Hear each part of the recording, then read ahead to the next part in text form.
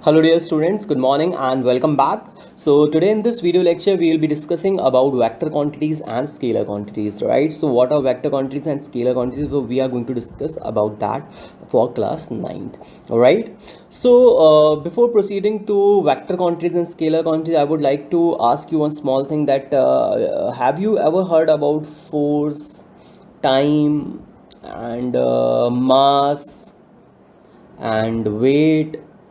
I think everyone must have heard about these things, like, and these are basically called as physical quantities. Like weight is a physical quantity, mass is a physical quantity, distance is a physical quantity, speed is a physical quantity, velocity is a physical quantity, mass weight is a physical quantity, right? So these are physical quantities, right? And these physical quantities consist of basically magnitude and unit. Like suppose I say mass is 10 kg, so 10 is basically this numeric value, 10 is the magnitude here, this is the magnitude here, and this kg here is the unit of mass. Is it clear? Like suppose I talk about force, then I write like 10 newton, so 10 is basically the magnitude here, and this numeric value is the magnitude, and this newton is basically the unit of force, right? So these force, time, weight and mass, these are basically called as the physical quantities, and these physical quantities are generally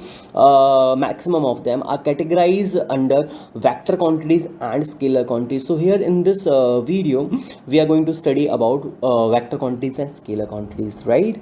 There are more other types of quantities like tensor quantities, but that is not in your syllabus, so we will be discussing only about vector quantities and scalar quantities. Like, so scalar quantities, like scalar quantities are those quantities which have only magnitude in them. What they have? Only magnitude. Magnitude means they have the numeric value, that is like I suppose 10 kg, 10 kg, so 10 is basically the magnitude, so 10 kg, and kg is the unit of mass, and mass is basically a scalar quantity. I will teach you why this is scalar, but right now I am just explaining you the definition of scalar quantity, and that is the scalar quantities are those quantities which have only magnitude in them, whereas a vector quantity is a quantity which have magnitude as well as direction. It has direction also. It has magnitude as well as direction. If I say a person has moved 5 meter towards east, so this 5 meter towards east is involving the magnitude, that is 5, unit is there, leave the unit, 5 is the magnitude as well as towards east, so it is indicating the direction as well. So this is a vector quantity, this is a vector quantity we are talking about, and this is the example of displacement, right? I'll teach you everything, but right now I'm just explaining the definition. So the vector quantities are quantities, vector quantities are quantities which have only vector quantities are the quantities which have magnitude as well as direction in them, whereas a scalar quantity is a quantity which have only magnitude in it, right? Now let's understand why these are categorized under vector and scalar quantity. So that is the nature of a physical quantity, that is basically the nature of the physical quantity, and that's those terms vectors and scalar has come from nowhere. Like these were the basically nature of the physical quantity. What was that? The nature of the physical quantity. Like suppose I'll give you two examples, and it will be easy for you to understand why these are categorized under vector and scalar. Like suppose there is a box, and a child is pushing the box from this direction with a force of 10 newton, right? And another child is also pushing the box from the other direction, and that is 10 newton force, with 10 newton force, right? So both the children are applying force of 10 newton on the box, but from the opposite direction. Like, got the point? Suppose this is child A and this is child B, and this child A is applying the force in this direction and child B is applying the force in this direction. So in can you tell me where the box is going to move? No, I think the box is not going to move, because these forces are going to nullify the effect of each other. That is, the net resultant force will become equal to 0. That net resultant force will become equal to 0. And suppose this was not the case, would have changed, and the students, both the student, that is both the boys A and B, are applying the force of 10 Newton now, and they are applying the force in the same direction. So you are going to get the net resultant force as 20 Newton in this direction. All of you must be understanding this. It's very easy. Now the box is going to move in this direction. So here, while adding 10 Newton to 10 Newton, I have considered the direction, and this was basically the unit of force. What they were applying force, and this force cannot, you while solving the numerical based on force, or while adding the forces, you cannot ignore the direction of the force. This is basically very easy to understand, because these are the things which you experience in your daily life as well, right? So I think the direction of force cannot be ignored while adding up the forces, because if you are going to push a box in the same direction of if you and one of your friend is going to push the box in the same direction, that is going to give a resultant force in the same direction, right? And if suppose your friend and you are pushing the box in the opposite direction, like your friend is pushing the box in another direction and you are pushing the box in the opposite direction to that direction, then the resultant force will be different, right? And this is a practical thing which you can do, right? So you understand this much, right? So while adding the forces, you cannot ignore the direction. So direction is basically direction. This direction is involved in the force. This direction is basically involved in that physical quantity. You cannot get rid of it, right? You cannot get rid of it. So basically this force is a vector quantity. This is a vector quantity. Got the point? So vector quantities are those quantities which have direction, and whenever they are considered, the direction has to be considered because it cannot be ignored. So those quantities are called as the vector quantity. Got the point? I hope this is clear, right? This is the vector quantity. Now we'll talk about the scalar quantity. So let's take another example for that. Now see, suppose I have taken a container. Although my drawing is not good, I'm repeating again and again, so my drawing is not that good. Is it clear? So I'll draw the container. So I have made two holes in the container on the top side, right? Two holes on the container at the top side, and now I've tried to fill water in it, like 2 liters of water I fill from this hole, and 2 liters of water from this hole in the same direction I am filling, right? And the water in the container, now the water in the container will be 4 liters, I suppose, if I am not mistaken, right? Now you should say if it is right or wrong, right? Decide yourself. So now what I have done here is I have taken two holes in the same sort of container, but now I am taking the holes in the opposite direction. Now don't tell me, sir, when you are going to fill water from this side, that water is going to come out from this side. No, I am taking a hose pipe or the pipe which is tightly connected to it, and no water can come out of it, right? And I am taking a small hole this side so that air can pass, because some of the students will be saying, sir, you are teaching it right, but air won't be able to pass, then how will the container will get filled, right? So so let's take some water from here, like 2 liters of water I am putting from here, right? I'm filling the container with 2 liters of water from this hole, and simultaneously I am putting 2 liter of water from this hole, right? So how much water do you think is going to get inside the container? I think the water which is going to get inside the container again will be 4 liter. Am I right or wrong? I think I am right.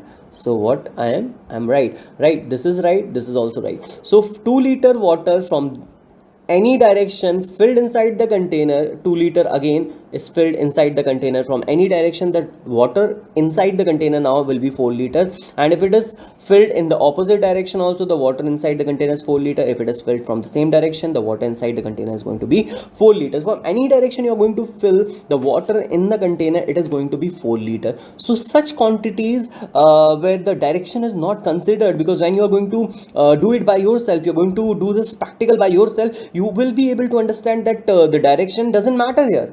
The direction can be ignored, right? It can be ignored because that doesn't matter even. So these quantities where the direction is not involved while adding them are called as the scalar quantities, right? You got the point? So the scalar quantities are those quantities which have only magnitude, and vector quantities are those quantities which have magnitude as well as a direction. Moreover, I would like to tell you one important thing, that in vector quantities, generally vector quantities are represented by the letter like suppose I am representing force, so force will be represented this way. F is going to indicate force, and an arrow will be on the head of the force, and that is going to resemble that it's a vector quantity. So this is how you write the vector form of any physical quantity. So there will be physical quantity, and that vector form of that physical quantity will be written with the initial letter, right?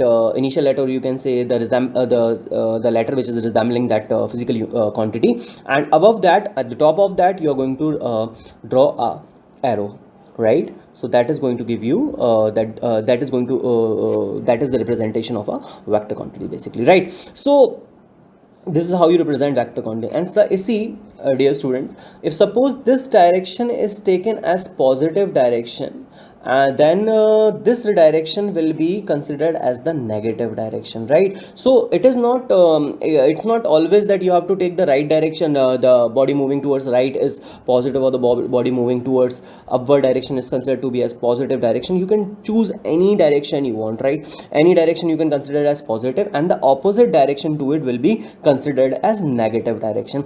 Any direction you can choose as positive, and the direction opposite to that direction will be considered as negative. Or if according to the question, you have to see if something is in some question, basically I want to say that in some question some of the direction is considered as positive, some of the direction is beforehand considered as positive, right? So the direction opposite to that direction will be considered you have to consider that direction as a negative, right? So let's take an example. Like suppose a child, see, I'll go to mark the directions. This is east, say this is west, this is north, this is south, right? So a child basically moves towards east direction, and that is 5 meter towards east direction, 5 meter towards east direction. Now I ask you a question, that how much distance this boy has traveled towards east. What I am asking, how much distance this boy has traveled towards east. So direction I have predefined the direction which you have to consider, that you have to consider direction towards east. So how much distance this boy has traveled, or boy has moved towards east. So that answer should be like 5 meter, positive 5 meter towards east, because the boy has proceeded towards east, and that is 5 meter, because we are taking this as the origin or the point of reference, right? Point of reference I have already explained. So those who have not those who don't know the meaning of this term point of reference, so please see my previous video lecture so that you can get it clear, right? So this 5 meter towards east, so that will be positive 5 meter towards east, this boy has moved. If I change the question and ask you how much distance this boy has traveled towards west, how much distance this boy has traveled towards west. Now the question arises, this boy hasn't traveled any distance towards west, because from the origin now he has only traveled towards east. So the direction here will be considered minus 5 meter towards west. Now you are going to write it minus 5 meter towards where this negative sign is going to represent opposite direction. Now what is this negative sign is representing? That is representing opposite direction. That means that boy has moved 5 meter opposite to the direction, that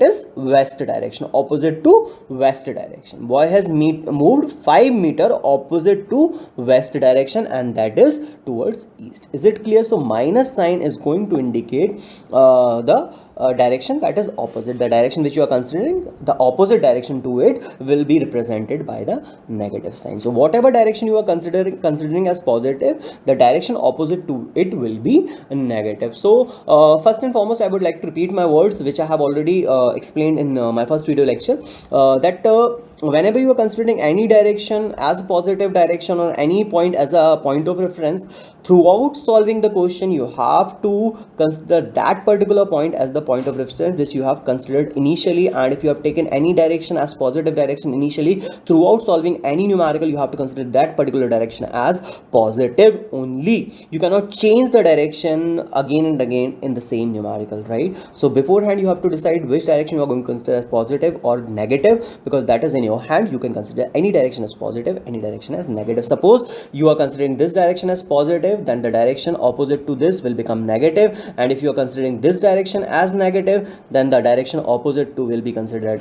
as positive. That's very simple, isn't it? So vector quantities and scalar quantities, I hope that is very clear to you students, and I'll be bringing more interesting lectures, so stay tuned with me. Till then, bye bye dear students, and stay home, stay safe, be healthy. Bye bye.